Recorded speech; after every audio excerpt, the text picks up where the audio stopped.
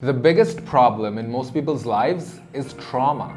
And trauma is what creates a damaged ability to connect with others. Trauma is not a term that is reserved for the most severe and unrelenting atrocities that one can experience. Anytime something scares us and we do not get over that fear, trauma is created. When we don't believe we have the resources or abilities to cope with a certain problem or stimuli, we create adaptive behaviors to deny or avoid it.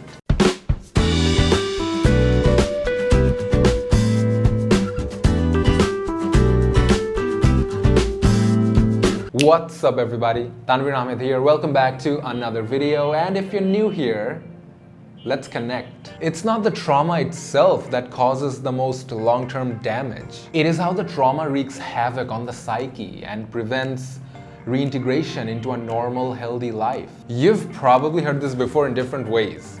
The opposite of addiction is not sobriety, it's connection. The foremost pillar of happiness is a sense of belonging and purpose. Cultures that are more communal are more mentally healthy as a whole. People who are alone often die earlier and get sicker before they do. We are a tribal species. There is no way around this, despite what many highly individualistic cultures may want us to believe. No person is an island unto themselves. We are born through connection, and it is through connection to others that we accomplish virtually everything else in life. We do not just prefer healthy relationships, we need them. Connection is so important, yet it is so often overlooked. And there are few resources available to teach people how to actually foster real connection in their lives. But there are a few essential ideas that can help. Number one, understand what connection really is. Connection is the experience of oneness. It's having shared experiences, relatable feelings, and similar ideas. It is the feeling of belonging to something greater than oneself. When you're watching a sporting event with your friends, you are experiencing connection. When you gather with your family for dinner, or open up and express your authentic feelings to another person, or find that you have something in common with someone, you are experiencing connection. We've developed a world that is designed to create more connections than ever before. Yet somehow, much of the digital age has severed connection or fostered inauthentic connection, which, by the way, for your kind information, does not work. You cannot fake oneness. It is not something you intellectualize.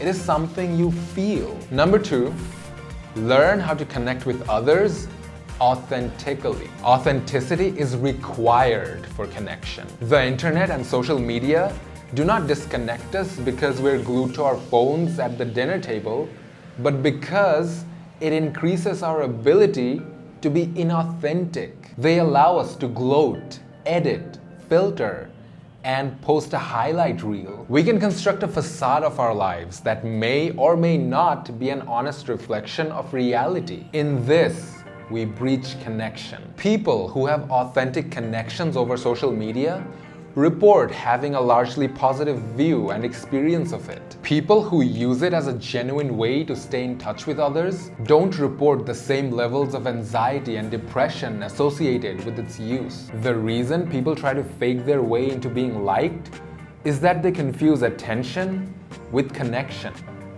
And they're not the same thing. Number three, focus on giving connection, not receiving it. In order to connect with others, we have to give them our time and honest feelings and ideas and have shared experiences and openness. We do not connect with others by trying to earn approval, envy, appreciation, awe, compliments, or superiority. Most people believe that a connection is something that they earn by being good enough, when in reality, a connection is something that we develop by being willing enough. If healing is a return to wholeness, then healing from trauma is realizing that we can trust others, we can trust ourselves, and we can trust life. It is the reintegration into easiness, calmness, and the willingness to allow life to be as it is rather than trying to control how it's perceived. It is not waiting for others to initiate and sustain that connection. It is our own willingness to try again,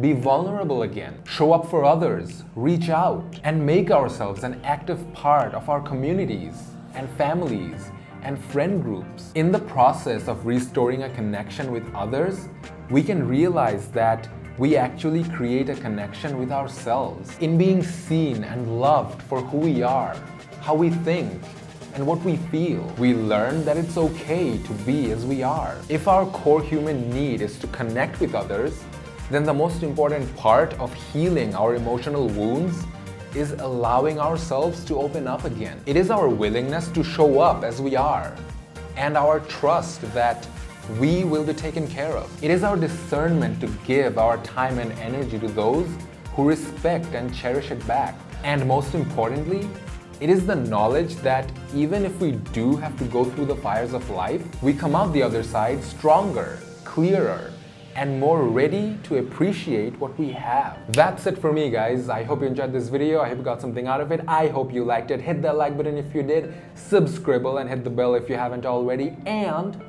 I will see you in the next one.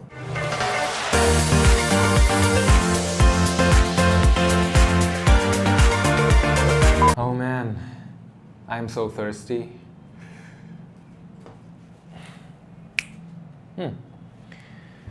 Okay, I don't know where that came from, but it works.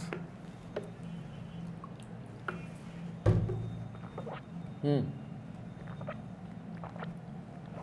stuff.